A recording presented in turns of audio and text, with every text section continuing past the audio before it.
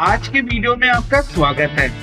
हम अक्सर इंटेलिजेंस और एकेडमिक ग्रेड की बात करते हैं, लेकिन क्या आपको पता है कि सफलता का एक छुपा हुआ कारक भी है? जी हाँ, हम बात कर रहे हैं नॉन कॉग्निटिव स्किल्स की।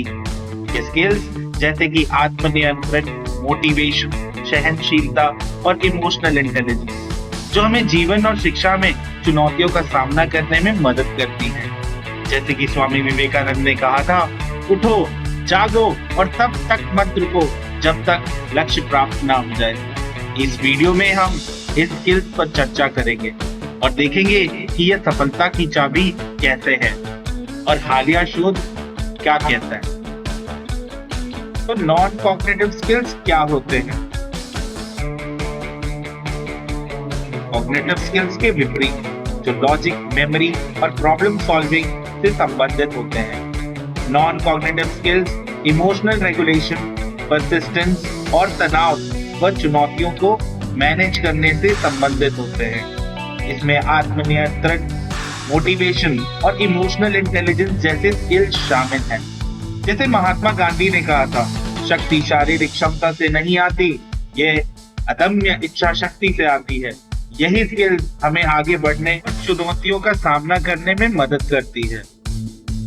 क्वीन मैरी यूनिवर्सिटी और यूनिवर्सिटी कॉलेज लंदन जैसे संस्थानों में हालिया शोध नॉन कॉग्निटिव स्किल के महत्व को उजागर करते हैं। एक अध्ययन में 10,000 से अधिक छात्रों को शामिल किया गया और पाया गया कि सहनशीलता और इमोशनल इंटेलिजेंस जैसी स्किल कच्ची बौद्धिक क्षमताओं की तुलना में उतनी ही महत्वपूर्ण है। इस शोध में पाया गया कि जैसे जैसे छात्र हाई स्कूल में बढ़ते हैं, आईक्यू की तुलना में नॉन कॉग्निटिव ट्रेट का महत्व बढ़ जाता है। जैसे कि एपीजे अब्दुल कलाम ने कहा था, अपने मिशन में सफल होने के लिए आपको अपने लक्ष्य के प्रति समर्पण रखना होगा। ये समर्पण और सहनशीलता अक्सर शीर्ष प्रदर्शनकर्ताओं को दूसरों से अलग करती है। अब सोचिए कि ये नॉन कॉग्निटिव स्किल्स इतने महत्वपूर्ण क्यों हैं? मान लीजिए 2 छात्र हैं, एक बेहद बुद्धिमान है और लेकिन उसमें सहनशीलता की कमी है, जबकि दूसरा औसत बुद्धिमान है लेकिन बेहद मेहनती और हार ना मानने वाला है। शोध से पता चलता है कि समय के साथ अधिक परसेवरेंस और इमोशनल रेगुलेशन वाले छात्र बेहतर प्रदर्शन करते हैं।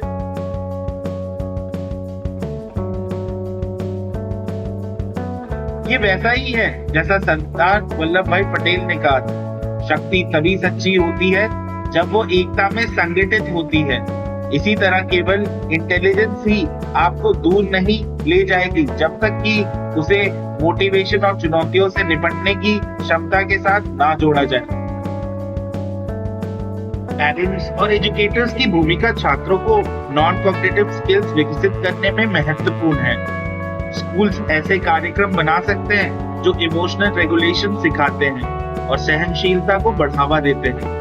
ग्रुप प्रोजेक्ट्स, साथियों के साथ सहयोग और वास्तविक जीवन की समस्याओं का सामना करना, ये सभी क्लासरूम में सहनशीलता बनाने के तरीके हो सकते हैं।